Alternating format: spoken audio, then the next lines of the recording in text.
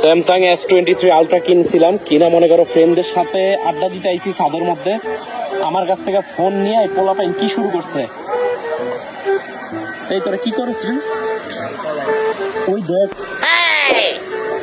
ওই দেখ আরেকজন ওই দূরে এক বেডি বসে আছে মোবাইলের মধ্যে বয়ে বয়ে এডি দেখে। আরে জুম করা, জুম কইরা কইরা মানে 100 জুম পাইছে, 100 জুম পায়া ওই এই বেড়ে এই কি করছ এডি?